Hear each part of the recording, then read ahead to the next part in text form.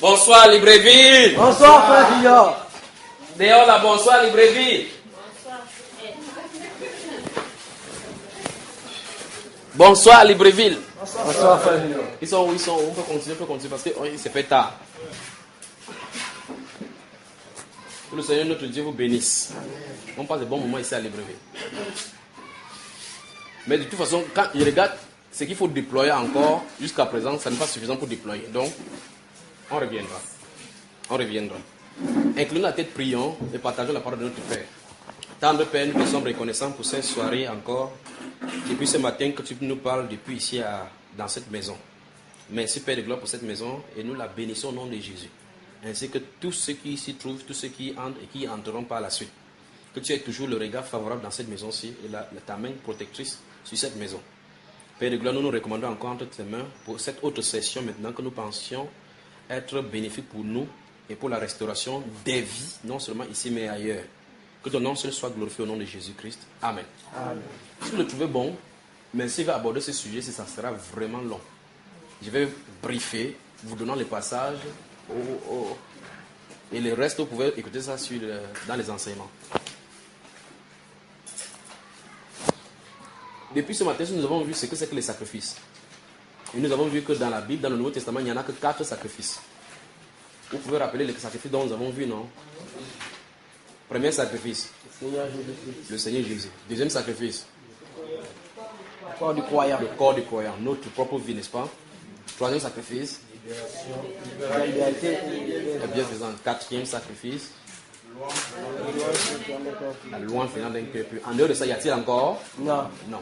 Par la suite, nous avons vu ce que c'est que les offrandes. Nous avons vu combien de types? 2. Premier style, le Seigneur Jésus-Christ. Deuxième style, Le païen sanctifié. le païen sanctifié. Amen. En dehors de ça, vous avez vu encore une autre? Non. Dis à ton voisin que Dieu te bénisse. Tu ne seras plus dans la confusion. Donc maintenant, au-delà de cela, maintenant, il faut qu'on voit maintenant comment la gestion de biens des chrétiens. Maintenant, nous étions des païens. On marchait autrement. On nous baratinait comme on a vu dans toutes ces choses maintenant. Comment est-ce qu'on doit gérer ses finances et ses biens terrestres? Comment le chrétien doit faire? Ce sera l'objet du prochain truc maintenant.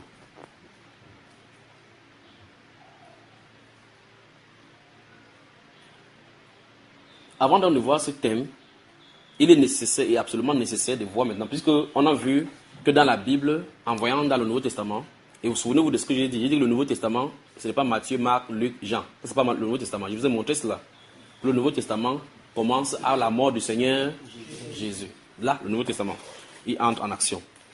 Donc, nous avons vu que, bibliquement parlant, d'après le Nouveau Testament, il n'y a pas de séance de prière où on finit de prier, on collecte l'argent. Comme on fait aujourd'hui, que c'est le moment des offrandes. Ça ne se trouve pas dans la Bible. Nous avons vu cela. Mais maintenant, il faut qu'on voit maintenant comment les collectes, d'abord, avant de voir l'utilisation du bien des chrétiens, comment les collectes se faisaient dans l'église primitive et pourquoi. Il faut que cette question-là soit répondue. Parce que la façon que les gens sont en train de faire aujourd'hui, où on collecte l'argent, on finit chaque culte, c'est au point où, même à la morgue, un pasteur finit de prêcher, il prend l'argent. À l'enterrement, il finit de prêcher, il prend l'argent. La célébration du mariage, il finit de prêcher, il prend l'argent. Ça manque seulement comment il va te rencontrer, il dit Jésus t'aime, après il dit donne-moi l'argent. C'est terrible. Donc nous allons voir maintenant au préalable comment les collectes se faisaient à l'église primitive. C'est-à-dire qu'il n'y a pas d'église primitive, c'est-à-dire que dans le Nouveau Testament. Deuxième volet, pourquoi et à quoi servaient ces collectes. Vous avez compris, n'est-ce pas? Ok. Notez une fois de plus que les collectes se faisaient pour 2 buts dans l'église primitive.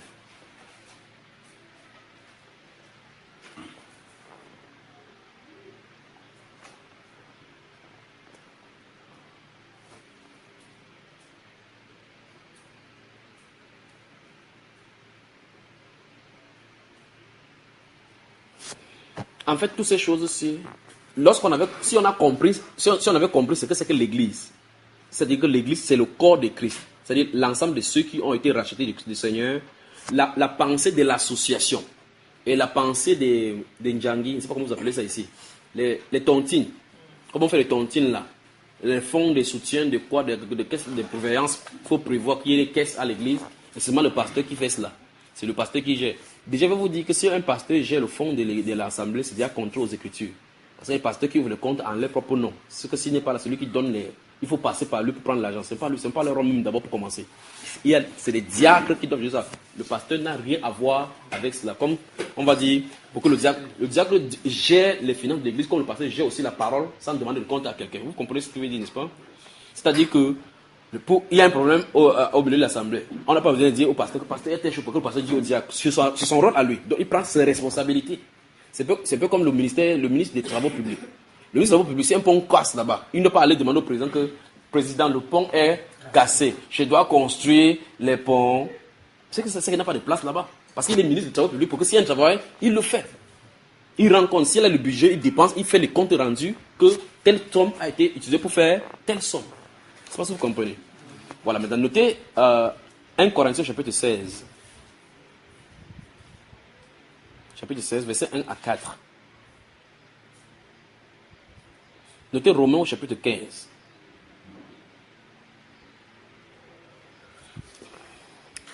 Notez maintenant Tite chapitre 3. On va y revenir avec les versets maintenant. Maintenant, on va commencer. Commençons par le premier verset.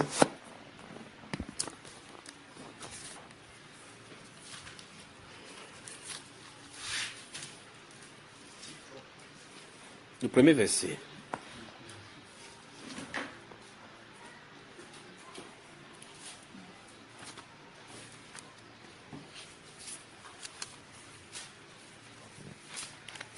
Vous êtes dans 1 Corinthiens, non? Chapitre 16. Allons-y, mon cher frère.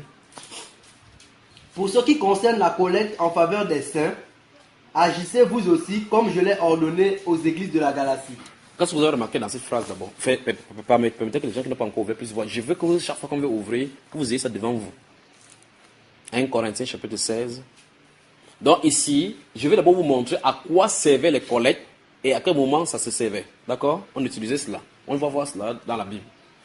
Il dit pour ce qui concerne quoi? En ce qui concerne quoi? Pour ce qui collecte en faveur des saints. Soulignez cette phrase-là. C'est quand même terrible. Qui est-ce qu'on appelle les saints? Vous êtes d'accord? Tout le monde est d'accord? Oui. Ok, donc réalisez donc dans la phrase en utilisant ça. Pour ce qui concerne la collecte en faveur des chrétiens. Donc la collecte est faite en faveur des chrétiens. Notez donc, voilà le premier cas.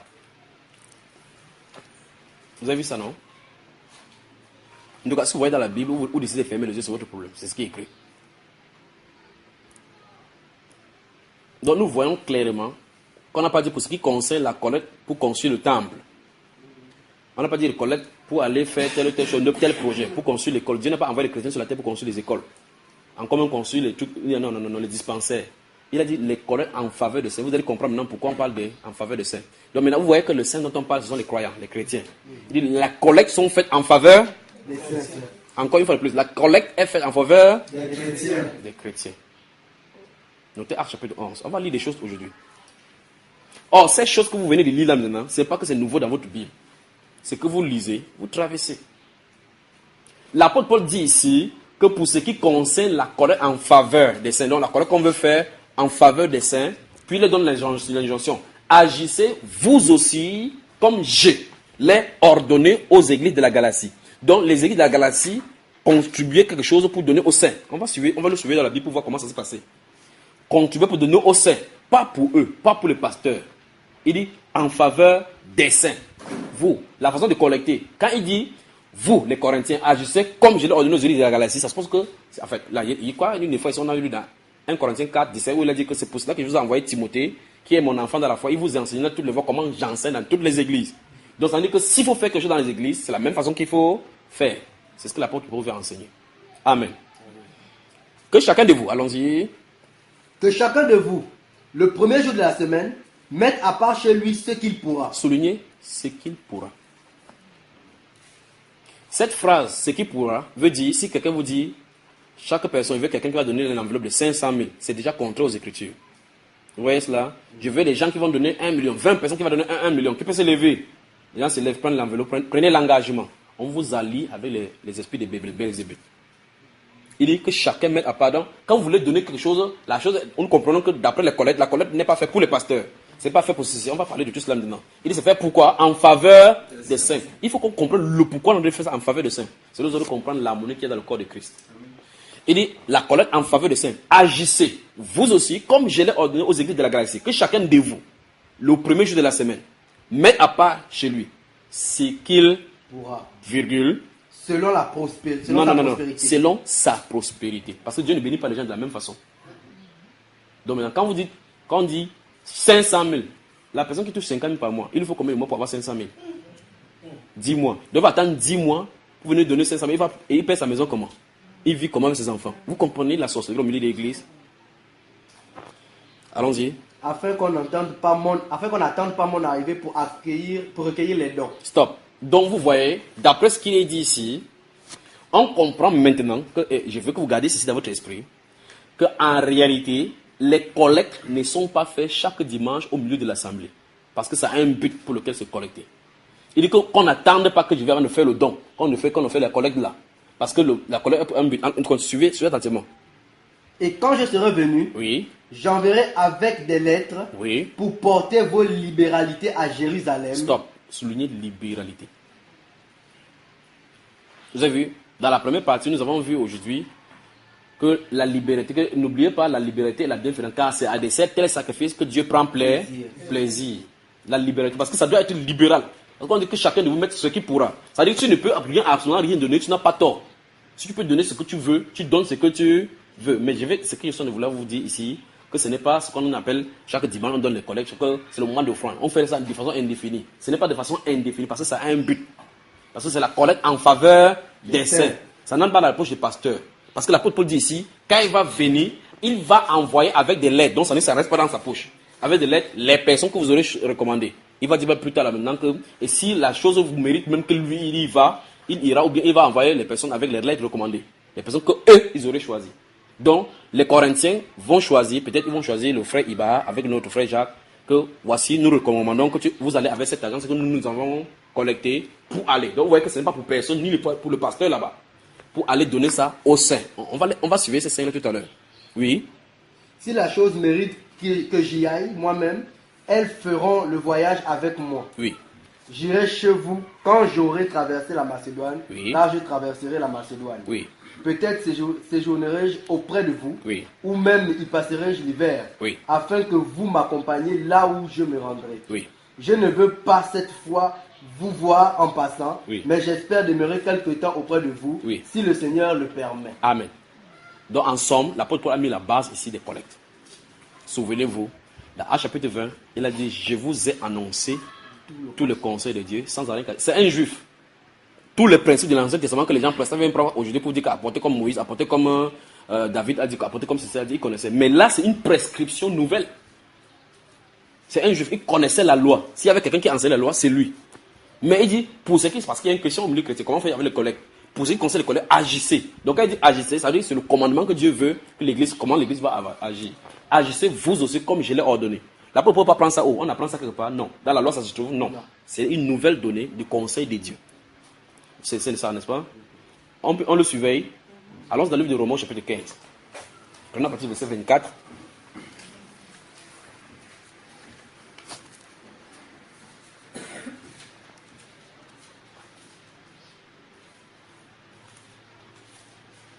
Ou bien, prends à partir du verset 23. Jusqu'au verset 33. Donc, notez Romains, chapitre 15, verset 23 à 33. Dès qu'on va finir là-bas, on va aller dans Actes des Apôtres. Allons-y.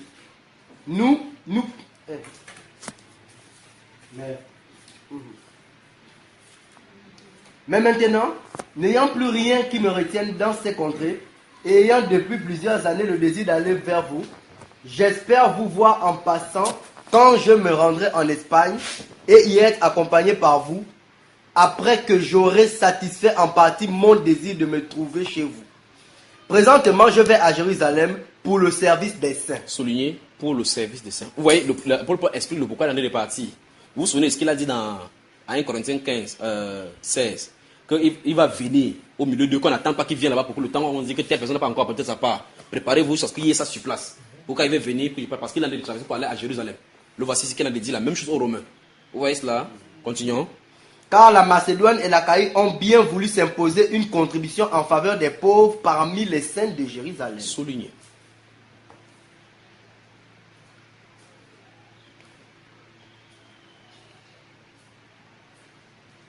Alors, la colère est faite en faveur des saints, pourquoi? En faveur des pauvres. Pourquoi la colère est faite? Pour les pauvres. Pourquoi? Ça c'est clair. Pourquoi la colère est faite? Pour les pauvres. Donc, je veux que vous répétiez ça pour que ça reste bien dans votre tête là. Pourquoi la colère est faite? Elle est faite pour les pauvres. Voilà. Ça veut dire que s'il y a les pauvres, on fait la colère pour eux. Parce que c'est fait en faveur. C'est une faveur. En faveur des saints. Mais, remarquez très attentivement. Il dit ici maintenant, c'est ici qu'il révèle. Parce que dans 1 Corinthiens 16, il dit agissez vous aussi comme je l'ai ordonné au lieu de la Galatie. Ici maintenant, il dit que car l'Achaïe et la Macédoine ont voulu s'imposer eux-mêmes une collecte en faveur des pauvres, des saints qui sont à Jérusalem. Donc ils font la collecte pas pour leur assemblée. Parce que les chrétiens sont un seul corps. La Bible déclare que si un souffre, tous souffrent ensemble. On fait la collecte parce qu'on voit que quelqu'un est dans le besoin. Des frères sont dans le besoin. On fait la collecte pour lui donner, pour leur donner. Voilà ce que la Bible présente. Vous y êtes? Maintenant, continuons la lecture. Elles l'ont bien voulu et elles le leur devaient. Stop. L'apôtre Paul dit quelque chose maintenant. Il commence à toucher maintenant par rapport aux choses spirituelles et physiques. Il dit qu'elles l'ont bien voulu et elles le leur devaient. Après, il va expliquer maintenant Car si les païens ont eu part à leur avantage spirituel. Parce que le salut vient des Juifs. L'avantage spirituel des Juifs a coulé chez les païens. L'Achaïe et la Macédoine et tous ces contrées-là, c'est le contrée grec, dont les païens. Il dit que l'évangile a coulé là-bas. L'avantage spirituel a coulé de Jérusalem pour eux. C'est par Jérusalem que ça a commencé. C'est venu vers eux. Continue. Ils doivent aussi les assister dans les choses temporelles. Souligner. Ils doivent. Souligner, ils doivent.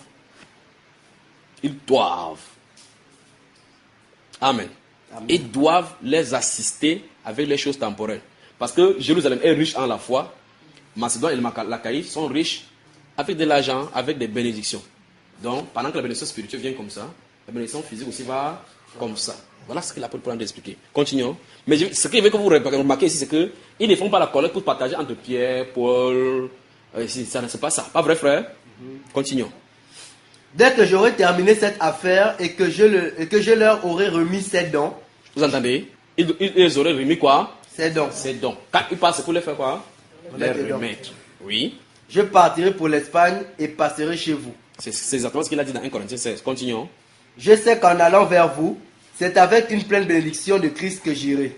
Je vous exhorte, frères, par notre Seigneur Jésus-Christ et par l'amour de l'Esprit, à combattre avec moi, en adressant à Dieu des prières en ma faveur, afin que je sois délivré des incrédules de la Judée. On va aller en Judée tout à l'heure, le voir, d'accord? Tout à l'heure, dès qu'on ne sont pas en Judée, voir ces gens qui viennent de parler, oui. Et que les dons que je porte à Jérusalem soient agréés des saints. Ah! Vous avez suivi ça? Donc il demande un sujet de prière dans ce voyage. Que les incrédules de la Judée, qui soient délivrés d'entre les mains. Parce que la Judée, c'était la partie d'Israël qui était résistant face à l'évangile. Dans 1 Thessaloniciens, il va dire que finalement la colère de Dieu a fini par l'éteindre parce que Dieu les avait frappés grave. Maintenant, il dit le deuxième volet de sa prière, c'est que les offrandes, les dons, les libertés que les gens ont employées, qui va porter là. Il dit que prier pour que les gens de Jérusalem reçoivent cela, qu'ils acceptent. Pourtant, on dit que ce sont les gens qui sont dans le besoin. Je vous ai dit la première partie, que quand vous donnez à un pauvre, remerciez même Dieu qu'il ait pris. Parce que ça a une conséquence quand c'est une liberté, un don de soi. Vous voyez cela? Il dit que les frères prient pour lui. Quelle est la part de... Qu'est-ce que l'apôtre Paul prie? Notez Galates chapitre 2.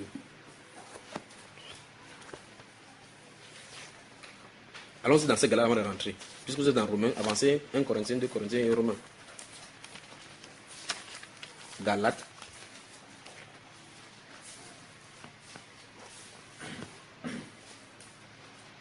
Vous y êtes. Chapitre 2, verset 7 à 9, lisons.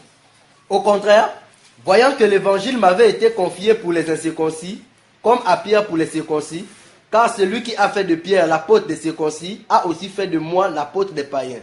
Et ayant reconnu la grâce qui m'avait été accordée, Jacques, Céphas et Jean, qui sont regardés comme des colonnes, me donnèrent à moi et à Barnabas la main d'association, afin que nous allassions, nous vers les païens et eux vers les circoncis.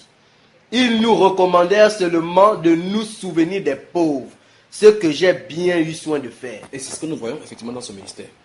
Donc, il y a une rencontre à Jérusalem. L'apôtre Paul et Barnabas sont venus là-bas avec les pierres et autres, là, qui étaient les colonnes. C'est-à-dire qu'on savait très bien que l'évangile d'abord était eux. Après, ils se sont rencontrés là-bas, ils se sont dit, ah, c'est la même chose qu'on prêche. Ok, non, maintenant, ça veut dire que, ok, va prêcher, va dans ton couloir. Il dit, pendant que vous partez comme ça, là, souvenez-vous seulement des pauvres. Donc, ceux de Jérusalem dit, souvenez-vous des pauvres, quand vous allez parmi les païens. Donc, c'est ça qu'il a vu comme ça. Et il a témoigné que, en fait, c'est que j'ai eu le soin de faire. Et nous voyons effectivement dans Romains et dans 1 Corinthiens comment il dit, il va prendre ça pour rentrer à Jérusalem, pour les donner, conformément à ce que l'Église avait décidé, que quand vous allez aller comme ça là, s'il y a des choses, souvenez-vous de nous, que nous avons besoin des choses ici. Et voilà ce qu'il va faire. Donc, dès le départ à l'Église naissante, le Saint-Esprit, de façon de crescendo, va commencer à montrer aux besoins de l'Église comment pouvoir. Chaque fois qu'il y a un manque au milieu de l'église, comment pouvoir. Comme c'est tellement mélangé aujourd'hui, on ne sait pas ce que, quand j'ai mon argent, comment il doit gérer, comment il va faire. On va entrer dans les profondeurs maintenant de quoi on va toucher à des apôtres. Mais au préalable, on voit effectivement que s'il y avait une collecte et que toute église participait, c'était en faveur des saints. Vous y êtes? Continuons ici dans ces Romains. On était dans Romains. Je veux seulement vous montrer que c'était prévu dans le ministère de l'apôtre Paul qu'ils assistent les pauvres à Jérusalem. D'accord? On entend encore dans Romains et on continue là où c'était arrêté. Bon, maintenant, souvenons-nous, dans Romains, là, il a dit qu'on prie pour lui afin qu'il soit délivré des inquiétudes de la Judée et puis que l'assistant qui touche au sein les dons qu'il apporte à Jérusalem soit agréé des saints. Les gens sont à Jérusalem, ils sont dans la pauvreté, on apporte l'argent. On prie Dieu qu'ils acceptent cet argent. Les pasteurs aujourd'hui manipulent les pensées des gens pour qu'on donne l'argent. Vous ne voyez pas qu'il y a un problème, frère? Finis-nous ça, frère. En sorte que j'arrive chez vous avec joie, si c'est la volonté de Dieu, et que je jouisse au milieu de vous de quelque repos. Amen. Que le Dieu de paix soit avec vous tous. Amen. Amen. Alors, dans Actes des Apôtres. Donc voici le premier le pourquoi une collecte est faite. D'accord? Voici le premier le pourquoi. Donc en premier lieu, quand la collecte est faite, c'est fait en faveur des saints. Voilà.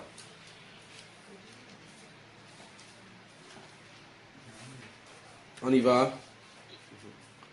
J'ai dit quel livre déjà? Actes des Apôtres, donc c'est chapitre 11. Non, pas au verset 1. J'attends que les gens s'ouvrent d'abord parce qu'ils donnent le verset. Quelqu'un sera de lire pendant que l'autre temps de le chercher. Actes des Apôtres, chapitre 11. À partir du verset 27 jusqu'au verset dernier. Jusqu'au dernier verset du chapitre 11. Allons-y. En ce temps-là, des prophètes descendirent de Jérusalem à Antioche. Oui. L'un d'eux, nommé Agabus, se leva et annonça par l'Esprit qu'il y aurait une grande famine sur toute la terre. Elle arriva en effet sous Claude. Les disciples résolurent d'envoyer, chacun selon ses moyens, Stop. Souligne, chacun selon ses moyens. Quand vous lisez chaque fois, ne courez pas. Ne courez pas. Les disciples résolurent. Vous avez vu le mot, non? Résolurent. Chacun selon ses moyens. D'envoyer, chacun selon ses moyens, un secours aux frères qui habitaient la Judée. Vous avez vu l'endroit là, non? Donc, malgré que la Judée était dure au point où l'apôtre Paul demandait que son passage là-bas soit compris pour que Dieu brise leur cœur, quand ils étaient dans le besoin, on a fait la même chose. Ils sont ici à Antioche. Antioche, c'est vous appelez cela en Syrie aujourd'hui là. Là-bas, c'est là, ici pour la première fois qu'on avait appelé les disciples les chrétiens. Quand le prophète est venu se lever là au milieu de l'assemblée, il a dit, ainsi parle l'Esprit, Dieu appelle la famine. Quand il a dit Dieu appelle la famine, la prophétie est donnée. Quand Dieu appelle la famine sur la terre, ça va toucher tout le monde. L'avantage des croyants, c'est qu'ils sont en avant-première par rapport à ce qui vient d'arriver. Donc ils peuvent se préparer. Ceux qui sont de dehors, ça va les surprendre. Vous comprenez, n'est-ce pas? Alors on dit, quand ils ont dit cela, le Saint-Esprit les prévient comme ça parce qu'en fait, ce n'est pas la volonté de Dieu que le mauvais et le bon tombent sur le même coup. S'il y a une bombe ici au quartier, ça fait boum, ça tue les croyants et les non-croyants, il y a un problème. On doit avertir, ce qui peut faire que quelqu'un soit, parce qu'il ne brûle pas une ville où il y a les justes et les injustes. Ce n'est pas possible, ce n'est pas sa façon de faire. C'est ainsi par la parole. D'accord? Il met toujours le juste à l'abri. Maintenant, il vient ici, il parle, il dit, Dieu a appelé la famine. La Bible déclare, cette famille-là, effectivement, est arrivée sous Claude, l'empereur Claude. Maintenant, qu'est-ce qui se passe? C'est la réaction des disciples qui nous intéresse.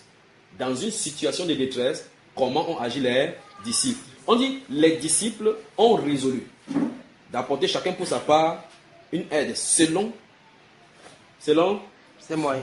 ses moyens. Pas, une fois de plus, ce n'est pas à leur assemblée. La Judée ne se trouve pas du côté de la Syrie. La Judée se trouve en plein territoire juif. Parce que c'est eux qui étaient le plus touchés par la famine. Eux, en Syrie, ils n'avaient pas cette famine-là. Alors, ils ont convenu que, ok, si quelqu'un a 2 sacs de riz, c'est un exemple. Ici, comme les frères là-bas souffrent, mettez un sac de riz. Je mets maintenant un sac de riz de côté. L'autre a peut-être de l'igname. On met l'igname de côté pour qu'on envoie aux frères qui sont dans la Judée. Pour les préparer, pour les permettre de traverser cette période de famine que Dieu a menée. La période de la famine n'a pas été donnée pour que les gens disent, oh Seigneur, nous brisons l'esprit de famine. Non. On dit que Dieu appelle, ça doit venir. Vous, on doit seulement préparer à traverser cela. L'avantage, c'est qu'on connaît que la famine arrive, on se prépare en avant, en entrée. Vous comprenez? Et une fois et plus ici, vous voyez que quand quelque chose est fait, c'est en faveur des saints lorsqu'il y a la détresse. Ça veut dire que, ici, on nous dit, les disciples résolus de mettre chacun selon son moyen, des pas pour la Judée. Donc, quand il n'y avait pas la famille, ils ne faisaient pas ça. Nous sommes d'accord, frère? Quand il n'y avait pas la famille, ils ne faisaient pas cela. Quand il y a une situation de détresse là, on dit c'est à Judée. Tout à l'heure, on faisait la collecte, ce n'est pas en Judée, c'était à Jérusalem. Est-ce que vous comprenez? Est-ce qu'on peut s'occuper maintenant du corps de Christ comme étant notre propre membre? Vous y êtes, frère?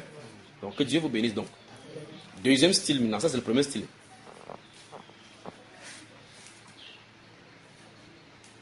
Deuxième style. Le deuxième style dans la Bible est révélé comme l'itinéraire des prédicateurs selon la Bible qui sont envoyés dans le champ des missions. Je ne sais pas si monsieur fait bien comprendre. L'itinéraire, c'est les enseignants de la Bible que Dieu envoie dans le champ des missions. Prenez le titre maintenant, lis. Souvenez-vous, après, on va rentrer dans l'art des apôtres pour étayer encore davantage ces choses-là.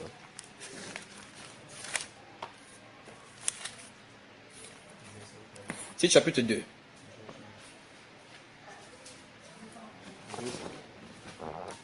Vous avez ouvert.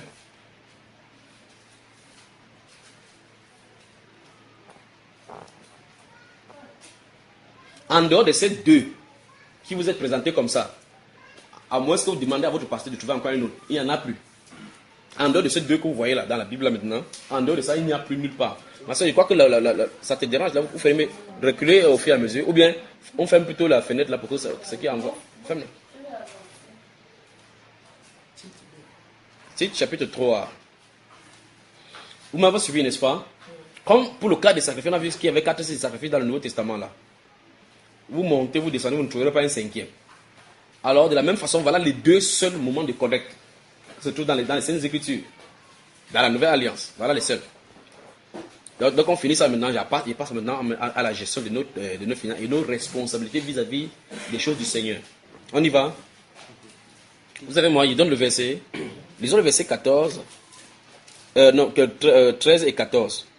Allons-y. En attendant la bienheureuse espérance. Tu es avec là, mon frère. Chapitre 2. C'est chapitre 3, versets 13 et 14. Tite chapitre 3, versets 13 et 14. Et soin de pourvoir au voyage de Zéna, Oui. le docteur de la loi, et d'Apollos, en sorte que rien ne leur manque. Oui. Il faut que les nôtres aussi apprennent à pratiquer de bonnes œuvres pour subvenir aux besoins pressants, Oui. afin qu'ils ne soient pas sans produire des fruits. Souligné.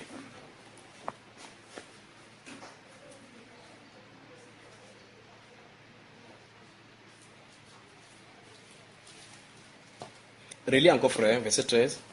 Et soin de pourvoir au voyage de Zéna, Oui. le docteur de la loi, et d'Apollos, en sorte que rien ne leur manque. Donc, l'apôtre Paul est en train de donner des injonctions à Tite. Vous vous souvenez de Tite? Remarquez très attentivement. Au chapitre 1, verset 5, il dit que je t'ai laissé en Crète afin que tu mettes de l'ordre selon mes instructions. Il lui donne l'instruction que tu dois faire comme ça là. Si tu trouves dans chaque ville, tu établis dans chaque ville des anciens de l'église, quelques hommes fidèles. Donc, il donne les ordres, comment il va établir les anciens de l'église. Vous voyez cela? Au chapitre 2, il dit que pour toi, dis les choses qui sont conformes à la sainte doctrine. Je vous ai dit ce que c'est que la sainte doctrine. Il dit ceci pour les vieillards, dis ceci pour les femmes âgées, ainsi de suite. Après, il va parler de la soumission à l'autorité, ainsi de suite. Et ici, donc maintenant, il dit qu'il y a un docteur de la loi qu'on appelle Zénas, il y a un autre qu'on appelle, vous connaissez Apollos au moins. Apollos. Il dit, regarde, il dit que aie soin de pouvoir au voyage des Zénas, le docteur de la loi et d'Apollos, en sorte que rien ne leur manque. Donc ici, l'apôtre Paul lui dit, c'est à eux de s'occuper du voyage des Zénas. C'est pas une femme, hein? Si vous voyez Zénas, la guerrière ou la barbare, c'est pas ça ici. On a dit le docteur de la loi. D'accord? Les femmes n'expliquaient pas la loi. C'est un homme ici, là.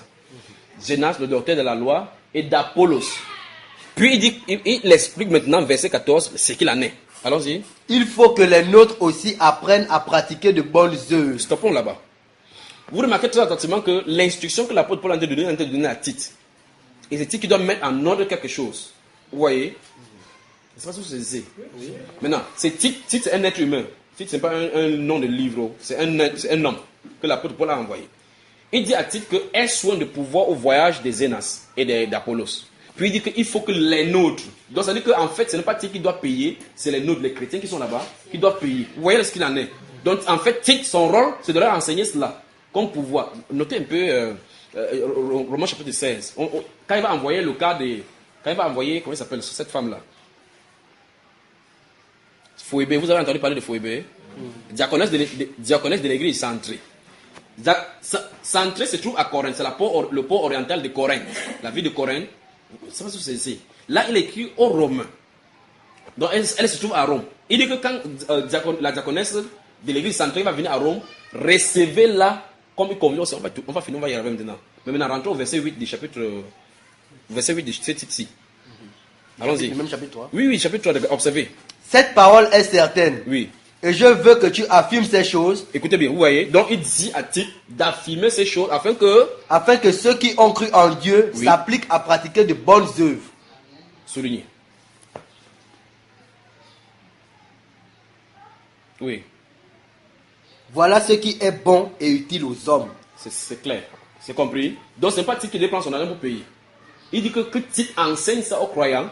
Que quand il dit que Apollos et comment ça s'appelle, Zénas sont partis en réalité dans l'autre livre. Il dit que ceux-là, ils sont partis sans rien recevoir des païens. C'est les nôtres qui doivent s'occuper d'eux. C'est uniquement, voilà les deux styles. C'est pas ça dans la Bible. Les deux styles. 1. Les prédicateurs qui sont envoyés par Dieu dans le champ des missions. 2. Pour les croyants qui sont dans le besoin. Voilà les deux collectes de la Bible. Il n'y a nulle part dans la Bible où on a dit qu'on va finir une assemblée. Si vous voulez, prenez toutes les prédications dans la Bible. Vous ne verrez nulle part on a fini les prêches, on a dit que donner les offrandes. Nulle part. L'autre aussi, c'est étranger. Voilà donc les deux qui se trouvent dans la Bible. Amen. Ceci étant expliqué, donc maintenant, il va maintenant parler de la gestion de nos finances. On va aller maintenant à la naissance de l'Église. D'accord? La gestion de nos biens et de notre finance. Quand on parle des biens, quand on parle des finances, on va voir seulement l'argent. Donc en fait, tout ce que nous avons.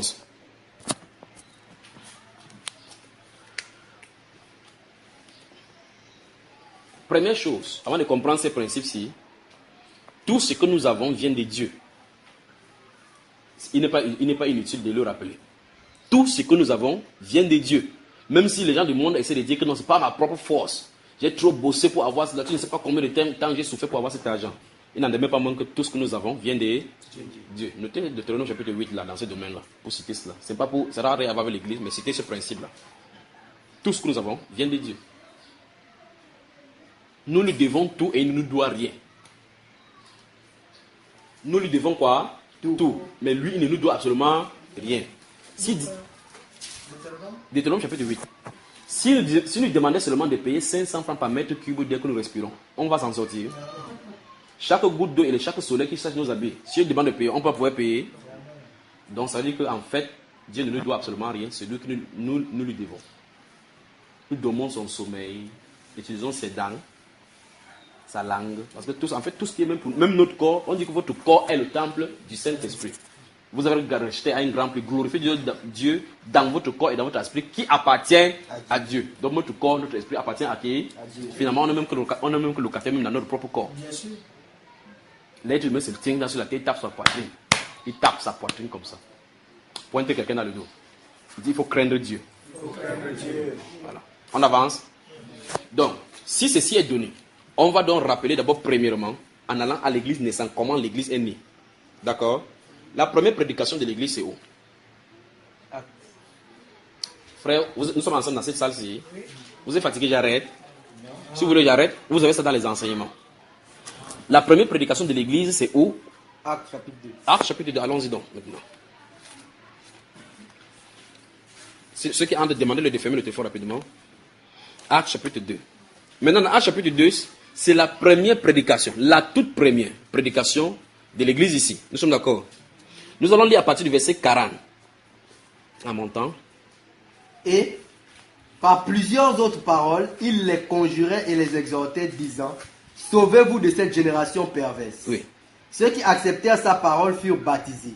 Et en ce jour-là, le nombre des disciples s'augmenta d'environ 3000 âmes. Donc, en clair, si on peut arrondir, le nombre de disciples de la première prédication était aux environs de combien? 3000. Non.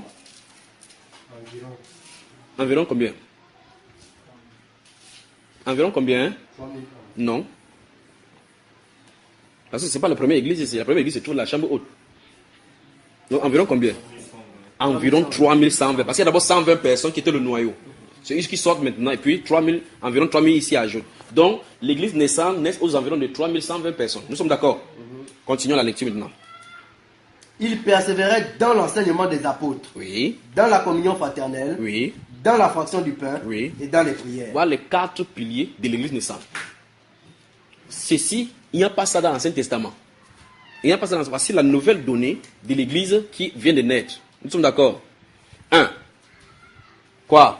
Enseignement des apôtres. 2. Communion fraternelle. Souligner communion fraternelle.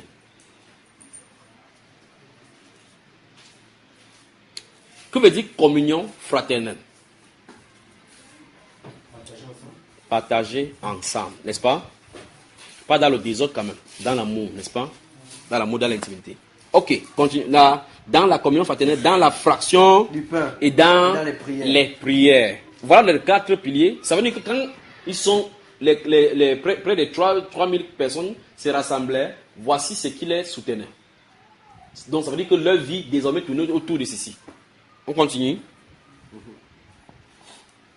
43. La crainte s'emparait de chacun et il se faisait beaucoup de prodiges et de miracles par les apôtres. Oui. Tous ceux qui croyaient étaient dans le même lieu. Souligné. C'est très important parce qu'à partir d'ici maintenant, ça commence à éliminer les dénominations et les temples. Donc si vous avez des problèmes avec le temple ou bien avec l'église de Dieu, c'est comment ça commence? 3000 personnes, ils n'ont pas demandé que non, comme on a 3000 maintenant, il faut qu'on. Parce qu'au temple, ils ne pouvaient pas entrer à 3000 là-bas. Et en fait, ce n'est même pas la doctrine qu'on devait enseigner là-bas. Au temple, il y avait les rituels du temple. Il n'y a pas de rituel de prédication de nouvelle ci là. Que Jésus-Christ est le médiateur qui était. C'est parce qu'en fait, le voile du temple était déchiré. Voilà, donc ça veut dire que le sacrifice était terminé là. Et par conséquent, ce n'est pas le temple, au temple qui se réunissait. Vous voyez, ils y allaient par ricochet, par question d'habitude, comme chacun de nous, quand vous sortez de l'église catholique, vous dites, ah, il faut que je parle. Mais regardez très attentivement comment ça s'est passé. Or, ça, c'est dès les premiers naissances du Seigneur Jésus-Christ, de l'église du Seigneur Jésus-Christ. Ils savaient directement ce qu'il fallait faire. Vous voyez, maintenant on dit, tous ceux qui croyaient étaient dans le même lieu et ils avaient tout en commun. Voilà le premier principe dans l'église. Vous voyez, chacun sort du monde où chacun a l'esprit d'individualité. N'est-ce pas ce que c'est ici? Subitement, on commence à dire, ils avaient tout en commun. Initialement, en haut, on dit, ils persévéraient dans la communion fraternelle. Ce mot-là, n'oubliez jamais, c'est la communion fraternelle. Maintenant, si vous regardez au chapitre 2, versets 1 à 5, quand le parler en langue va commencer, la Bible déclare qu'il y avait près de 15 nationalités là-bas, n'est-ce pas? Quand chacune de ces nationalités-là arrivait à Jérusalem, chacun était dans sa communauté et c'est normal.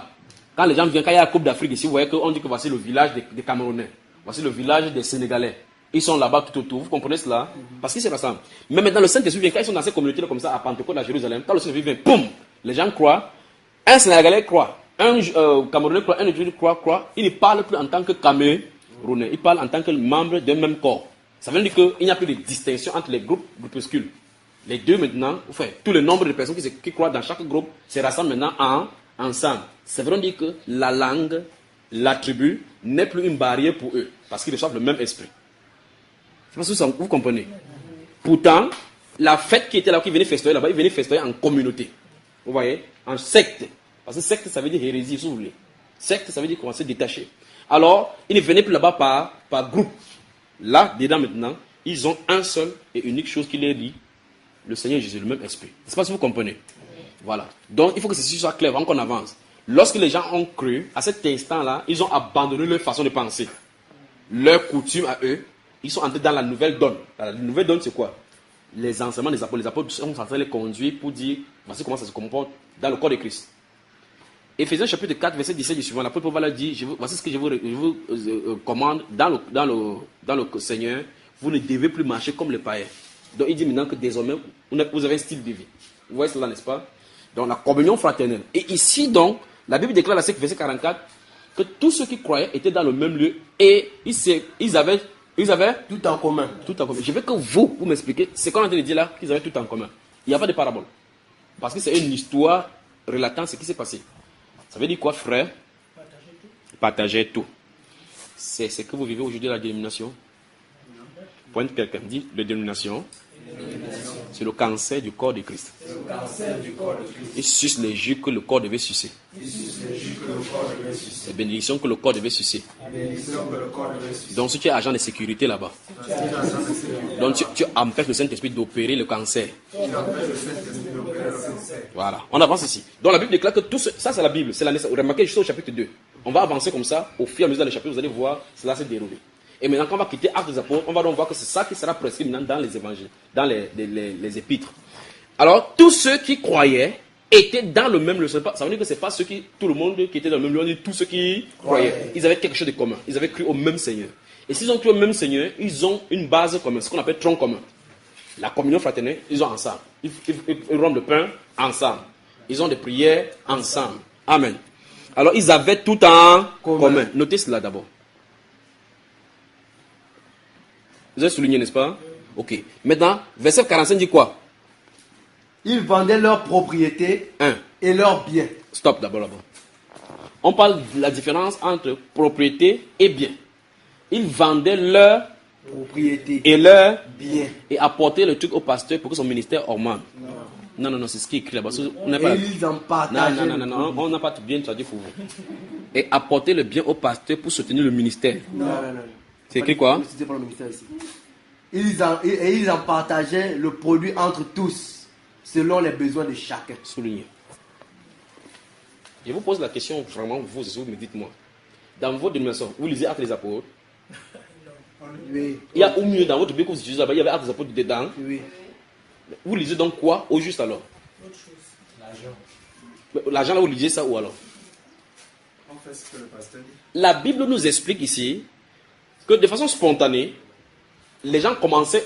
Qu'est-ce que le Saint-Esprit nous explique ici? Le Saint-Esprit a commencé à nous expliquer le détachement de ceux qui ont cru au Seigneur Jésus-Christ des biens matériels. C'est le détachement. Il commençait à se détacher des choses. C'est-à-dire que les choses ne les captivaient plus. En fait, dans les évangiles, il leur avait donné ça en parabole, en expliquant ça sur plusieurs autres formes. Que là où il y a votre trésor, là aussi sera votre cœur. C'est pour dire, faites attention que le bien matériel ne vous crée pas de problème. Dans Luc chapitre 12, pendant qu'il sera en train de prêcher, un homme va élever la voix du milieu, la foule lui dit que Seigneur, dis à mon frère de partager l'héritage avec moi. Il a dit, qui m'a établi pour être votre juge pour votre partage? Subitement, il donne un enseignement. Il dit qu'un homme avait de grands biens. Allons-y là-bas, Luc chapitre 12. Que Dieu vraiment vous bénisse. Lisons à partir de... Rapidement. Ne fermez pas, s'il vous plaît, ne fermez pas Actes des Apôtres. Parce que Actes des Apôtres montre la fondation, comment ça a commencé avec l'église. Parce que là, il faut qu'on voit cela littéralement là-bas. Mais je sens d'aller en arrière pour montrer que Jésus avait commencé à leur parler de cela. D'accord? On va lire cela dans ce livre de Luc et même ce qu'il dit par rapport au trésor. Ça se trouve tout dans le même chapitre. Alors, verset 13 et suivant, allons-y. Quelqu'un dit à Jésus du milieu de la foule, Maître, dis à mon frère de partager avec moi notre héritage. Donc il y avait problème d'héritage. Jésus lui répondit, ô homme, qui m'a établi pour être votre juge ou pour faire vos partages? Oui. Puis il leur dit, gardez-vous avec soin de toute avarice, car la vie d'un homme ne dépend pas de ses biens, fut-il dans l'abondance. Mais le pasteur dit que non, c'est quand ils sont dans l'abondance que Dieu les a bénis. Jésus là lui dit que votre vie, votre niveau de vie ne doit pas être mesuré par la quantité de biens que vous avez sur la terre. Et puis il dit, gardez-vous avec soin de toute avarice. N'est-ce pas terrible ça? Nous sommes dans Luc au chapitre 12, mademoiselle, verset 15 maintenant. Alors, c'est vrai, on dit que lorsque vous lisez la Bible aujourd'hui, vous présentez la Bible dans la société, vous pouvez voir vraiment qui est de Dieu, qui n'est pas de Dieu. Maintenant, allons-y maintenant avec cela. Et il leur dit cette parabole. Oui. Les terres d'un homme riche avaient beaucoup rapporté. Oui. Et il raisonnait en lui-même disant, que ferai-je? Car je n'ai pas de place pour serrer ma récolte. Voici, dit-il, de ce que je ferai. J'abattrai mes greniers, j'en bâtirai de plus grands, j'y amasserai toute ma récolte et tous mes biens. Et je dirai à mon âme, Mon âme, tu as beaucoup de biens en réserve pour plusieurs années. Repose-toi, mange, bois et réjouis-toi. Ça c'est son appréciation à lui. Parce qu'il est homme sur la terre. Mais quelle est l'ascension de Dieu? Mais Dieu lui dit, insensé, cette nuit même ton âme te sera redemandée. Et ce que tu as préparé, pour qui cela sera-t-il? Il en est ainsi de celui qui amasse des trésors pour lui-même et qui n'est pas riche pour Dieu. Alors, je me pose la question. Quand un pasteur a 8 voitures, 4 villas, 800 dénominations, il amasse ça pour qui? Pour lui-même. Point quelqu'un dit, il faut être riche pour Dieu. Il faut être riche pour Dieu. Et là, maintenant, on touche maintenant les profondeurs de l'écriture. Parce que maintenant, c'est la vraie dire, qu'est-ce que Jésus enseigne par être riche pour Dieu? C'est quoi être riche pour Dieu? Parce que celui-ci est riche, il est content. Et il a effectivement la richesse. Vous ne pouvez pas dire autrement. Jésus enseigne le contraire, qu'en fait, le problème, ce n'est pas la richesse de cet homme-là. Le problème, c'est qu'il n'a pas compris le pourquoi il a eu la richesse. Il faut être riche pour Dieu. Notez 1 Timothée chapitre 7, chapitre 6. Allons-y là-bas, lisons rapidement et puis on fait un détour ici. Rentrons ne fermez pas Luc 12 parce qu'on va y revenir. 1 Timothée chapitre 6. Verset 17 et suivant. Allons-y frère. Recommande aux riches du présent siècle de ne pas être orgueilleux. Ça, il avait donné à titre que aie bien soin de pouvoir au voyage des Zéna, le docteur de la loi et d'Apollos, afin que rien ne les manque. Il faut que les notes aussi. Ici, c'est à Timothée qui vient s'adresser. Donc Timothée doit enseigner ceci. Et s'il y a les riches, voici ce qu'il va leur dire. Qu'est-ce qu'il va dire? Recommande aux riches du présent siècle de ne pas être orgueilleux. Attends, que ces femmes-là trouvent d'abord.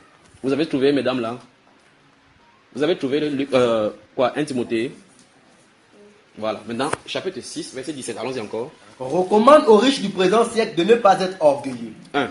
Et de ne pas mettre leur espérance dans des richesses incertaines. Oui. Mais de la mettre en Dieu. Oui. Qui nous donne avec abondance toutes choses pour que nous en jouissions. Oui. Recommande-leur de faire du bien. Stop.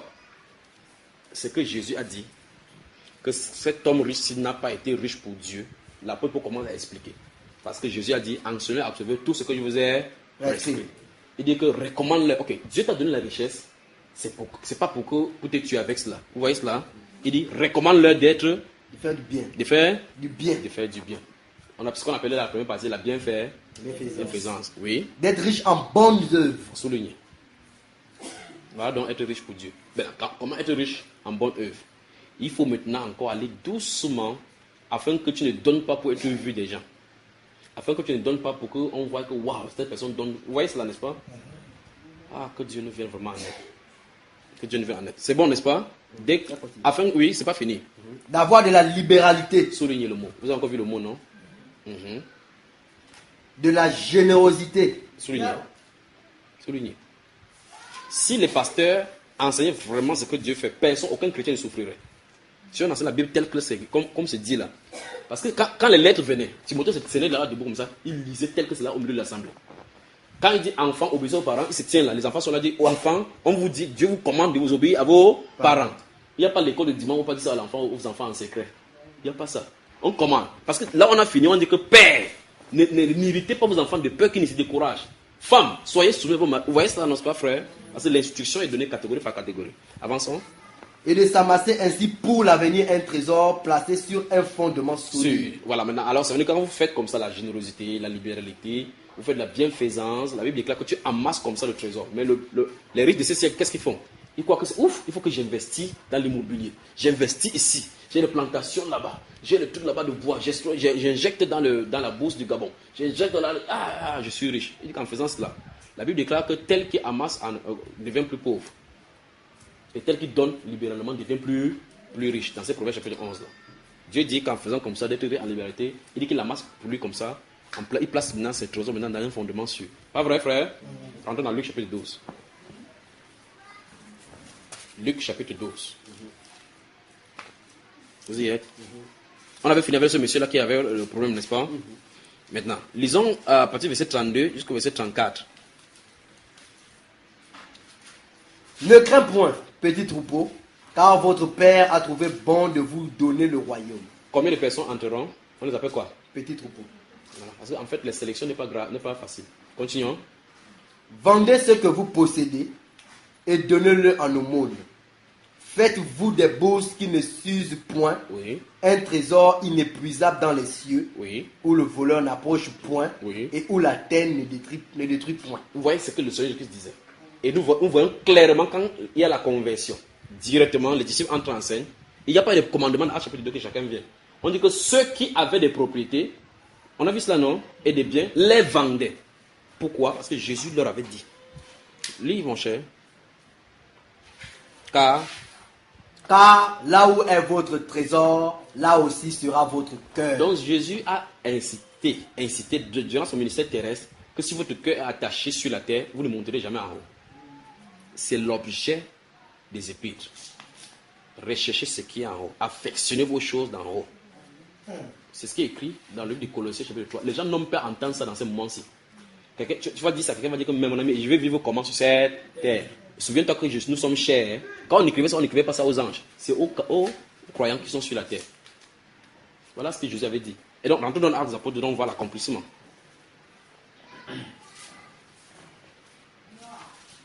Allons-y encore, versets 44 et 45.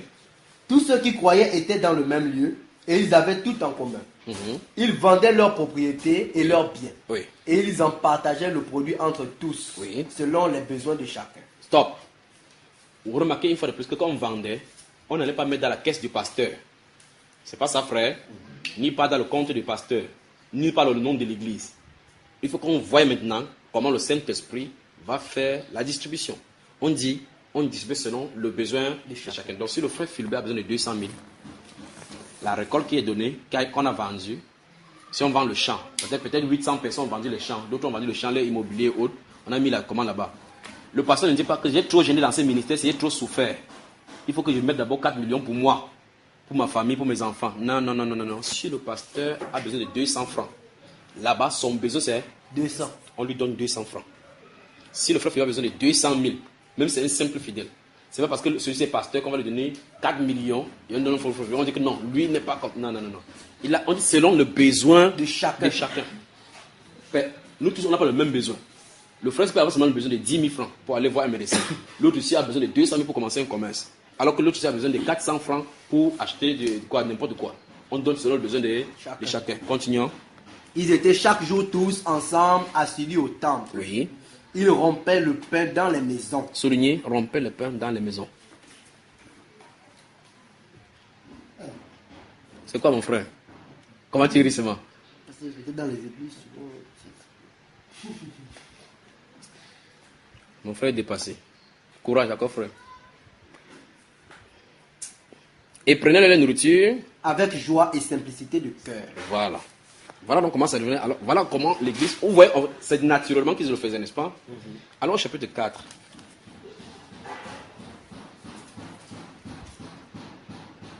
Vous avez noté? Chapitre 4. Notez le verset 32 à 37 et lisons.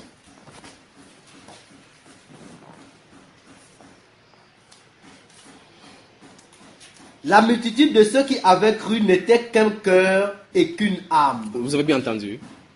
Le premier principe de la réunion des chrétiens, quelque part, c'est qu'ils aient cru au même Seigneur. Autrement dit, il n'y a plus de sémence d'hypocrisie en eux. Chacun est mort à lui-même et nous sommes là pour un même objectif, adorer le Seigneur.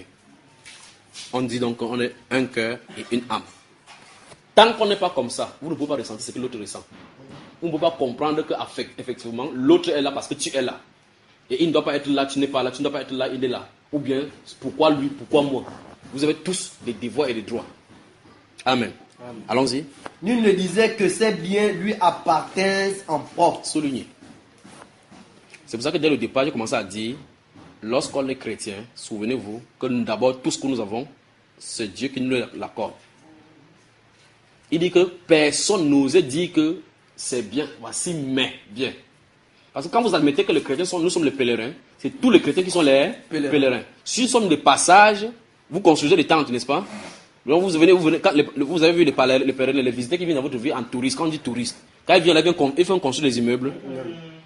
Que Dieu vous ait en aide. Allons-y. Mais tout était commun entre eux. Souligner. Je vais te boire là. On dit tout était Commun entre eux. on a dit préalablement que nul ne disait que telle chose lui appartient en propre. Mais tout était commun entre eux. Pas étonnant qu'on avait dit, voici les disciples du Seigneur Jésus. Pas étonnant. Comme en voyant en eux, on a vu en eux les disciples du Seigneur Jésus. Aujourd'hui, la seule chose, moi ici, chrétien de l'Alliance chrétienne. Moi ici, chrétien de Shekinah. Shekinah, c'est quoi Shekinah. Alors comment on s'estampille aujourd'hui? Eux, c'est par leur vie qu'on reconnaissait qui ils étaient. Continuons. Les apôtres rendaient avec beaucoup de force témoignage de la résurrection du Seigneur Jésus. Oui. Et une grande grâce reposait sur eux tous. Oui. Car il n'y avait parmi eux aucun indigent. Souligné. Pendant que vous allez souligner, vous notez 1 Corinthiens chapitre 12, versets 18 à 23. 1 Corinthiens chapitre 12, versets 18 à 23, concernant ce qu'on vient de lire ici maintenant. Alors, on dit ici que car il n'y avait aucun parmi eux. Aucun indigent. C'est quoi un indigent? Voilà. Je recommence encore la première question pour que vous voyez ce qu'il en est. Notez Luc chapitre 21 par rapport à ce qu'il va dire maintenant. Luc chapitre 21, le verset 33 à 35. Je vous pose une question. Vous avez vu quelqu'un, depuis qu'ils ont cru là, ils sont sortis pour aller chercher le travail pour dire qu'on va vivre comment? La question se pose. Comment se fait-il qu'il n'y avait aucun indigent parmi eux alors qu'ils se consacraient aux choses du royaume? Comment? Que Dieu nous vienne vraiment en aide, d'accord? Amen. Continuons. Tous ceux qui possédaient des champs ou des maisons les vendaient. Souligné. C'est l'église qu'on voit aujourd'hui. Personne ne parle plus. C'est pas ça au Gabon. On dit tous ceux qui possédaient des champs ou des maisons les vendaient. Apportaient le prix de ce qu'ils avaient vendu. Oui. Et le déposaient aux pieds des apôtres. Maintenant, je pose la question. Qui a commandé à ceux-ci de le faire? Vous voyez qu'on a trouvé ça depuis que le Seigneur Jésus a dit ça, non? Vendez ce que vous possédez, parce que là où il y a votre joie, il y a votre cœur. Quand ils ont cru, subitement, le Saint-Esprit les conduisait dans ce que Jésus a dit, parce qu'il a dit, quand il viendra, il vous conduira dans toute la vérité. Il vous prendra les séquilles à moi, il vous les donnera, il vous rappellera toutes choses. Le Saint-Esprit leur a rappelé tous les enseignements du Seigneur Jésus. Mais un pasteur va dire, non, ne vendez pas votre maison, ça c'est une parabole. Ça c'était la bêtise que les gens se faisaient dans l'église des temps. Donc lui, il est devenu plus intelligent que le chrétien du premier siècle. Pas étonnant donc qu'il y avait la puissance de Saint-Esprit manifestée au milieu d'eux. Parce qu'ils prouvaient leur amour par leur vécu. Oui. Et l'on faisait des distributions à chacun selon qu'il en avait besoin. Parce que la deuxième fois qu'on dit la même chose, littéralement. C'est-à-dire, ils avaient tous ensemble. 2, personne ne disait pas que c'est ma chose. Troisième chose, les gens vendaient ce qu'ils possédaient plus tôt. N'est-ce pas bizarre qu'en ce moment-ci, les gens possédaient les champs. Ils vendaient pour venir mettre l'argent pour qu'on distribue selon les besoins. Aujourd'hui, les pasteurs plutôt achètent ces champs-là pour construire les dénominations. Donc, au premier siècle, on se débarrassait des terrains. Au dernier siècle, on possède les terrains. C'est-à-dire que les gens fuyaient la terre pour ancrer leur âme vers le ciel. Ceux de ce siècle, pas étonnant qu'on a vu ça ici. On dit que parce que tu dis que tu es riche, tu es devenu riche. Et l'église de la Odyssée, on a lu ça ici, non? Tu ne sais pas que tu es pauvre, aveugle, misérable et nu. Aujourd'hui, on s'empare. Et nous avons vu ici dans un passage dans Philippiens 3, 17, qu'ils ont pour Dieu leur ventre. Ils ne pensent qu'aux choses de la terre. C'est terrible. Les terrestres, c'est ça, mon frère. Bientôt, ils vont devenir même les extraterrestres. Continue. Joseph, surnommé par les apôtres Barnabas, Oui. ce qui signifie fils d'exhortation, Oui. lévite, originaire de Chypre, Oui. vendit un champ qu'il possédait, Oui. apporta l'argent et le déposa aux pieds des apôtres. Qu'est-ce qu'il y a que le Saint-Esprit ne fait que marteler sur ces choses? Ne fait que marteler. C'est le principe de l'Église qui est en train petit à petit d'être mis sur pied comme ça. Voilà les fondations. On dit telle personne aussi fait. C'est là maintenant vous allez voir maintenant comment le mauvais grain va entrer. On tombe maintenant au chapitre 5. Allons-y, lisons. Mais un homme nommé Ananias, Oui. avec Saphira sa femme, vendit une propriété stop. Donc ils ont quand même vendu. Oui. et retint une partie du prix, sa femme le sachant. Oui. Puis il apporta le reste et le déposa aux pieds des apôtres. Donc ils ont aussi participé comme c'est le fait. Vous voyez, ça veut dire que chacun vendait et donnait. Ils ont eu le temps aussi de manger pour les autres. À l'heure où ils ont vendu peut-être à 10 millions. Ils ont dit que non, les gars là dérangent. Ils ont pris peut-être 4 millions maintenant. Alors, quand c'est fort, on prend notre argent à la maison. Ils sont venus déposer là-bas. Quand ils ont déposé, le Saint-Esprit a fait place. Souvenez-vous de cette parole du Seigneur. Là où 2 ou 3 sont assemblés en mon nom, je suis présent. Souvenez-vous de cela. Je vais vous raconter quelque chose qui s'est passé chez nous à Douala. Je dis toujours ça aux gens en disant que quand le Saint-Esprit veut prendre une situation en main, faites attention. Il y a 2 ou 3 personnes qui étaient assises en soirée avec mon épouse. On était là, son petit frère était là, sa fiancée était là, et tout le monde, on était là assis ensemble. J'étais assis dans le canapé comme ça, là, on était en train de causer. Et dès qu'on prie, il dit non. Maintenant, parle-nous du véritable amour. Il dit, on est en train de parler, on est presque 5 là-bas.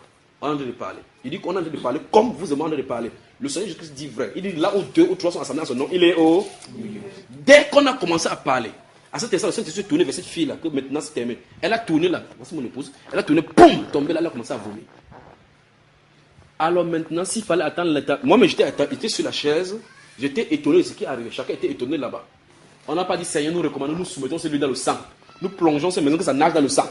Nous envoyons le feu à gauche et à droite. On commençait à parler du Seigneur Jésus et du véritable amour. Le Seigneur Jésus s'est tourné vers elle. Là. Donc, ça veut dire qu'on a de faire n'importe quoi pour le Seigneur. Quand vous dites, Seigneur, frère, partageons la parole, faites attention à qui est au milieu à ce moment-là. Faites attention. Ce n'est pas parce qu'on va se réunir quand on sera nombreux, on va commencer à dire Seigneur, nous te louons, Seigneur, ce n'est pas ça. Quand vous parlez sincèrement du Seigneur Jésus-Christ, à cet instant, il s'invite. Prenez ceci à la lettre, à l'attention. Alors, l'église naissante est là, chacun le fait, poussé par le Saint-Esprit. Parce que Jésus a dit, le Saint-Esprit viendra, il vous rappellera toutes choses. Et si chacun commence à vendre, sans que personne ne prêche là-dessus. Ça se passe de façon spontanée. Qui est en train de les réunir comme ça, frère? Le Saint-Esprit. Parce que le Saint-Esprit, étant sur place, a dit, vendez ce que vous possédez, donnez-le à nos mondes. Ils ont compris. Maintenant, les voici maintenant, qui se tient en plein ici. Pendant qu'on fait cela, un monsieur vend, il fait ça avec sa femme. Il croyait que c'était les choses de Paul et de Pierre.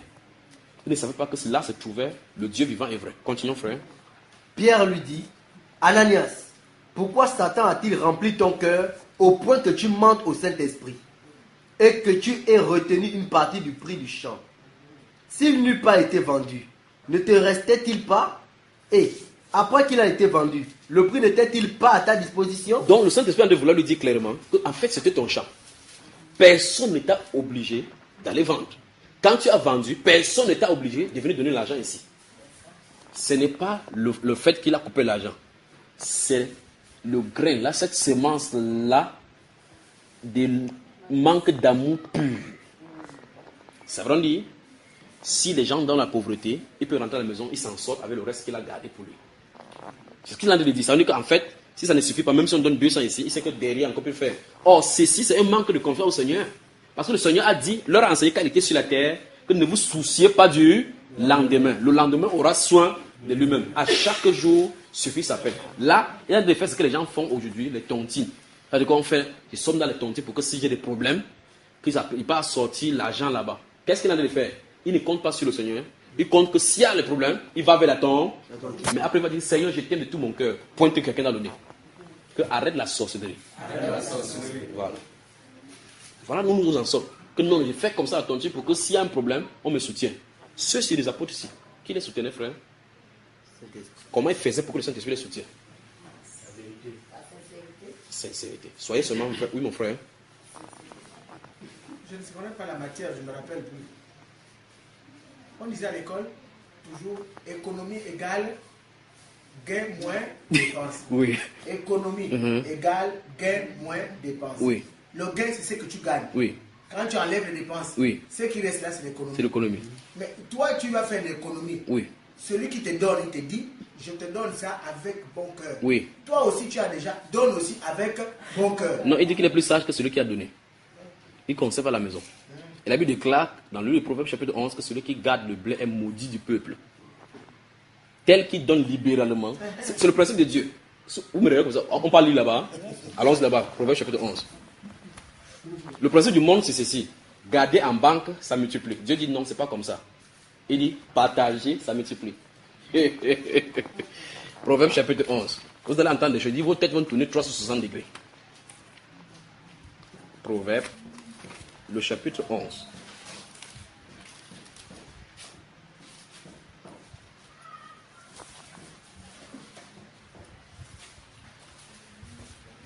Vous y êtes. Proverbes chapitre 11. Lis à partir du verset 25 d'abord, mon frère. L'âme bienfaisante sera rassasiée, et celui qui arrose sera lui-même arrosé. Vous avez entendu? Ils n'ont pas encore toujours vu.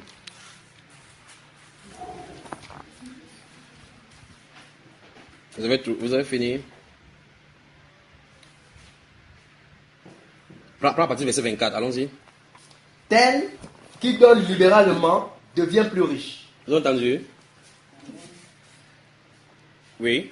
Et tel qui épargne à l'excès ne fait que s'appauvrir. Mais maintenant, je veux que vous analysez cela.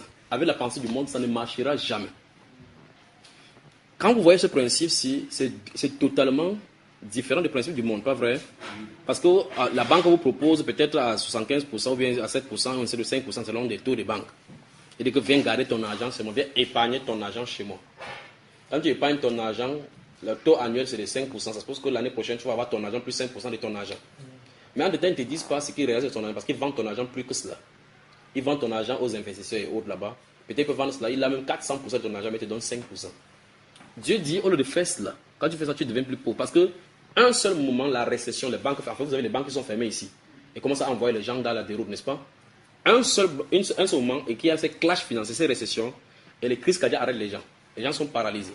Dieu dit, si tu donnes plutôt libéralement, vous avez vu la libéralité, tel qui donne libéralement devient plus riche. C'est un défi maintenant de croire ça. Comment tu peux avoir 10 000? Tu décides de donner les 10 000 à l'extérieur. Dieu dit que tu es plus riche.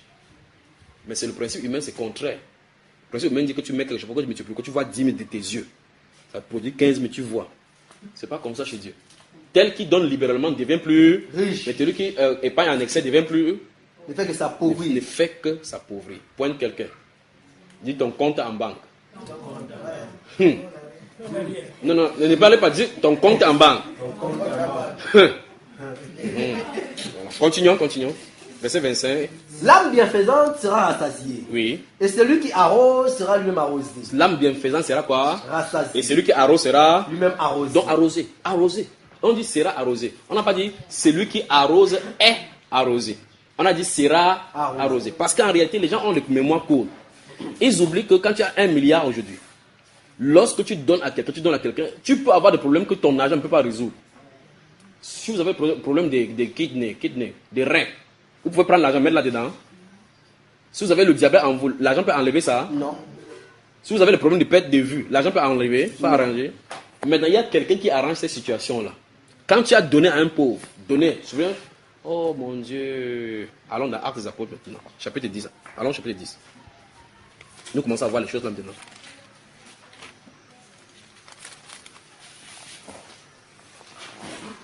Vous y êtes? Dès qu'on va lire le chapitre 10, en bref, on va revenir au chapitre 9. Vous voyez encore quelque chose, c'est le même principe là. Actes des Apôtres, chapitre 10. Les 2 premiers versets, mon frère. Il y avait à Césarée un homme nommé Corneille. Oui. Centenier dans la cohorte dite italienne. Oui. Cet homme était pieux et craignait Dieu. 2. Avec toute sa famille. 3. Il faisait beaucoup de monde au peuple. Souligné. Il faisait quoi? Beaucoup de monde au peuple. Oui. Oui, je veux que vous voyez comment on présente cet homme-ci. C'est le païen là. C'est un Italien. Et prier Dieu continuellement. Maintenant, voici la présentation qu'on a faite de lui. Je veux que vous veniez on va lire maintenant ce que le ciel pense de lui. D'accord? Allons-y. Vers la 9e heure du jour, il vit clairement dans une vision un ange de Dieu qui entra chez lui et qui lui dit: Corneille. Les regards fixés sur lui et saisi de foi, il répondit: Qu'est-ce, Seigneur? Et l'ange lui dit: Tes prières et tes aumônes sont montées devant Dieu. Et il s'en est souvenu. Souligné. Donc, remarquez très rapidement qu'il tente de vouloir parler de quelque chose et puis ceci m'est venu. La Bible déclare que celui qui arrose sera arrosé. Corneille n'a pas fait l'aumône directement, Dieu a agi directement. On dit qu'il faisait ces aumônes là au milieu du peuple, on a dit beaucoup d'aumônes au milieu du peuple. Quand il a fait une fois, Dieu a répondu. Non. 2 fois, Dieu a répondu. Non. On n'a pas donné le temps qu'il a fait. Peut-être qu'il a fait 8 ans, 14 ans. Il faisait toujours ça, mais la Bible dit que pendant qu'il faisait ça, il priait Dieu continuellement. Donc il ne faisait ça pas pour quelqu'un. Mais un jour, Dieu s'est souvenu de lui. Et quand Dieu est venu, il a donné compte rendu pour dire: je n'ai pas oublié tes aumônes et tes prières. Dieu n'a pas oublié. Or, il a eu à arroser. Voici son tour d'être arrosé. Pointe quelqu'un. Dis: ne cesse de faire le bien. Tu moissonneras au temps convenant. Si tu n'arrêtes pas de faire le bien. qu'adviendrait-il si Corneille était passé un jour, quelqu'un dit, oh, il dit, la fiche de camp, votre Dieu, là, depuis qu'il fait même le vient comme ça, il ne me revient même pas, moi, c'est mes difficultés que j'ai ici. Il aurait eu ces choses-ci. Pointe encore quelqu'un. Il dit, continue à faire le bien.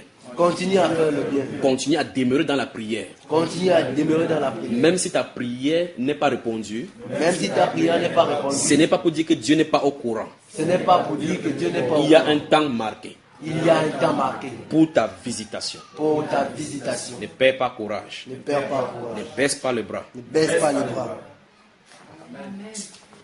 Notez Luc chapitre 1, versets 1 à 10. Il va expliquer tout simplement ce qui s'y trouve là maintenant, une fois de plus. Ne vous inquiétez pas, la prochaine fois où nous viendrons dans ces villes qui plaisent à Dieu, on entrera dans ces choses. Il faut que vous viviez la parole, que vous deveniez littéralement des paroles vivantes. Dans ce Luc chapitre 1, la Bible nous présente deux personnes encore, Zacharie et Élisabeth, qui étaient de la race des sacrificateurs. La Bible déclare, en les présentant, la Bible déclare que tous deux étaient justes, irréprochables à la loi de Dieu. Mais Élisabeth était stérile. On se pose la question, comment un homme qui sait Dieu et qui respecte la loi du début jusqu'à la fin manque d'enfants au point où il avance en âge et sa femme point d'enfant. Vous imaginez les moqueries et les railleries qui pouvaient être à son égard? Que non, et dit qu'il sait Dieu, c'est celui qui vit dans le péché par derrière. C'est celui qui a vendu son sexe pour avoir le sacrifice. Mais Dieu n'a pas dit son dernier mot. Jusqu'au jour où il devait être élu pour entrer, présenter le sacrifice du parfum. L'ange s'est tenu à sa droite de Zacharie. Dieu s'est souvenu de ta prière. Allons-y encore là-bas. Luc chapitre 1. Disons seulement ce que l'ange va lui dire. C'est pour cela que j'ai de vous exhorter que quand vous faites le bien, ne le faites pas pour le pasteur. Faites pas pour le pasteur, faites parce que c'est un devoir que Dieu vous a demandé de faire. Faites ça comme c'est un devoir de Dieu. Amen. Vous faites ça, on vous insulte, continuez à faire. Parce qu'on dit, ne nous lassons pas de faire. Nous moissonnons tant qu'on a, si nous ne nous lassons pas. Ne vous lassez pas. Parce que qui te dit que c'est le dernier que tu vas faire, que l'invitation sera là. Et si tu fais, tu dis, oh, je lâche aujourd'hui. Tu lâches aujourd'hui après avoir fait 99 fois. La dernière fois que tu devais faire là, que Dieu devait visiter, tu peux la lâcher. Comprenez? Ne regardez pas les remerciements des gens, ne comptez pas sur les gens. Attendez-vous à ce que vous faites du bien, parce que Jésus qui faisait du bien. Il est allé un jour dans le jardin pendant qu'il priait, l'agonisait. Un homme est venu avec le couteau, l'apôtre Pierre a enlevé le couteau, fait FAM sur l'oreille. Il a dit, hey, garde ton fourreau, garde son fourreau. Et il s'est baissé, il a pris l'oreille, il l'a mis là-bas, les mêmes soldats l'ont pris pour le crucifier. Ça doit vous montrer quelque chose. Luc chapitre 1. Regardez à partir du verset 8. Je vais seulement qu'on lit jusqu'à l'expression de l'ange, ce que l'ange dit à Zacharie. Allons-y. Or, pendant qu'il s'acquittait de ses fonctions devant Dieu, selon le tour de sa classe, il fut appelé par le sort, d'après la règle du sacerdoce, à entrer dans le temple du Seigneur pour offrir le parfum. Toute la multitude du peuple était dehors en prière à l'heure du parfum. Alors un ange du Seigneur apparut à Zacharie et s'était debout. Courage mon frère, courage. S'était debout à droite de l'autel des parfums. Oui. Zacharie fut troublé en le voyant et la prière s'empara de lui. Mais l'ange lui dit, ne crains point Zacharie, car ta prière a été exaucée. C'est bon, la prière a été exaucée. Élisabeth, sa femme, deviendra enceinte. Je pose la question. Le verset 7 dit que, oh, tous deux étaient avancés en âge. Ils étaient avancés en âge. Ils sont mariés jeunes, grandis jeunes, vieillis comme ça. Ils priaient chaque jour pour l'enfant. Mais le moment de l'enfant était arrivé. Ça, c'est dans la vieillesse. L'ange lui donne le renseignement que ta prière a été exaucée. Est-ce que c'est à ce moment-là qu'il a prié pour l'enfant? Puisqu'il est même supplié là-bas devant le parfum. Il était là pour faire le sacrifice pour le peuple. Là, on vient lui donner le renseignement que sa prière a été exaucée. Donc, il a toujours prié. Peut-être pas avoir prié 20 ans. Voilà le moment, le temps marqué. C'est ça? C'est ça, n'est-ce pas, frère? Ok. Rentrons dans Actes des Apôtres, donc. Il dit tout à l'heure qu'on finit avec Corneille au chapitre 9, chapitre 10. On remonte au chapitre 9. Vous voyez pourquoi il vous a dit tout à l'heure que ça avait beaucoup de ramifications, que je suis obligé de demander d'abréger, n'est-ce pas? Chapitre 9 des Actes des Apôtres. Ça va, mon frère? Ça va. Ne t'inquiète pas, même quand tu seras exaucé. D'accord. Actes des Apôtres, chapitre 9. À partir du verset 36. Tu vas pouvoir lire. Ouais. Ça va aller? Ou bien il faut prendre une gorgée. J'ai déjà pris. Ok. Actes des Apôtres, chapitre 9, à partir du verset 36. Il est écrit, il y avait à Jopé, parmi les disciples, une femme nommée Tabitha, Oui. ce qui signifie Dorcas. Oui. Elle faisait beaucoup de bonnes œuvres et d'aumônes. Souligné. parmi les disciples, elle faisait quoi? Beaucoup de bonnes œuvres et d'aumônes. Et d'aumônes. Vous vous souvenez dans le titre chapitre 3, on a lu aujourd'hui verset 8, il dit que dit au nôtre, il faut presque au nôtre de quoi? De faire des bonnes œuvres. Voilà ce qui est bon et utile à ceux qui ont cru, n'est-ce pas? Que ceux qui ont cru, se mettent à pratiquer les bonnes œuvres. On ne pratique pas les bonnes œuvres pour être sauvé. Il faut que vous gardiez bien que ça n'a rien à voir. Parce que Jacques chapitre 2 met ça au clair. Que tu vas, l'un va dire que montre-moi ta foi par les œuvres, il te montre ta foi sans les œuvres, il te montre ma foi par les œuvres. Donc si tu as une foi, tu es foi en Jésus-Christ, tu dois prouver les œuvres de la foi. Abraham a eu foi en Dieu, il a prouvé par ses œuvres. Vous savez ça, n'est-ce pas? Donc la foi a ses œuvres. On n'a pas les œuvres pour être sauvé. On est sauvé par la foi pour pratiquer les œuvres de la foi. Vous savez? Et ainsi, dans Ephésiens chapitre 2, verset 10, la Bible déclare, nous sommes son ouvrage, ayant été créés en Jésus-Christ. Donc on a Jésus-Christ, on a la foi. Pour les bonnes œuvres que Dieu a préparées d'avant afin que nous les pratiquions. Amen. Amen. Alors maintenant, ici on dit que cette femme-ci, Dorcas, était parmi les disciples. Elle faisait quoi? Beaucoup de bonnes œuvres et des aumônes. Parmi, continuons. Elle tomba malade en ce temps-là et mourut. Oui. Donc malgré qu'elle était parmi les disciples, malgré qu'elle était bien, le malheur lui est arrivé jusqu'au point où la maladie l'a conduit à la mort. Quand Dieu veut faire quelque chose pour éclater sa gloire, il ne demande pas de renseignement aux gens sur la terre. Comment quelqu'un qui est bien, vous voyez, le même principe s'est passé avec Zacharie et Élisabeth. Ils servent Dieu de façon irréprochable. Les voilà stériles. Vous allez voir, secrétaire, je cherche l'onction de stérilité. Dieu a pour un but. Et regardez un fils qui vient lui donner. Et le fils qui va lui naître, on va dire que parmi les femmes, les enfants qui sont nés des femmes, il n'en est point paru comme cet enfant. N'est-ce pas, frère? Alors, le voici encore une fois de plus présenté. Une femme qui vit parmi les disciples, elle fait beaucoup de bonnes œuvres, de bons travaux où les gens, elle aide, mais la maladie, c'est elle que ça va frapper. Elle est frappée comme ça. Dieu voit, il laisse juste ce qui part jusqu'à ce qu'il mourir. Ce n'est pas seulement elle. La personne sur la terre que la Bible appelle l'ami de Jésus-Christ, Lazare, il est tombé malade, Jésus-Christ il a laissé avec la maladie. Comme ça ne suffit pas, on lui a dit qu'on lui est venu à l'informer que ton ami est malade. Il a fait ça qu'il ne comprend pas. Il l'a laissé, il meurt. Il meurt, non seulement il meurt, il sent pour venir montrer sa souveraineté. Vous savez, n'est-ce pas? Continuons, frère. Après l'avoir lavé, on la déposa dans une chambre haute. Oui.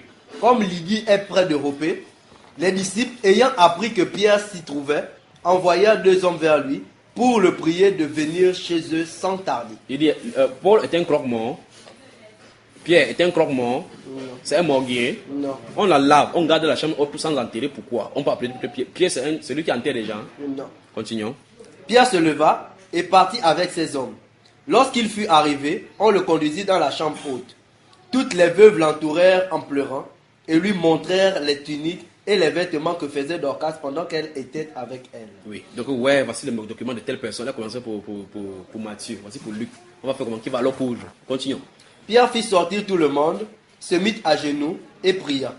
Puis, se tournant vers le corps, il dit, Tabitha, lève-toi. Elle ouvrit les yeux et ayant vu Pierre, elle s'assit. Que Dieu bénisse, que son nom soit glorifié.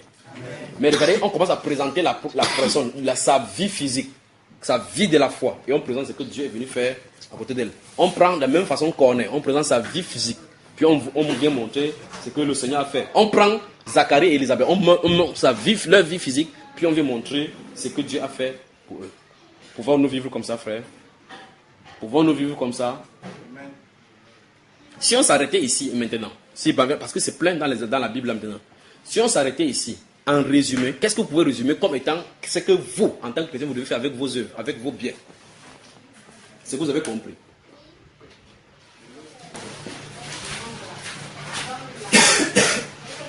On doit avoir la libéralité. La libéralité, oui. Tout à l'heure, quand tu poses la question à celui-ci comme journaliste, tu parlais à haute voix. Oui. Donner au pasteur.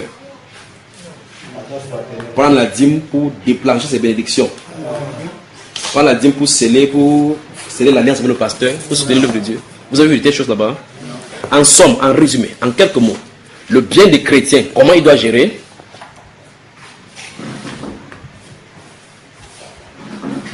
En faisant la libéralité. Oui.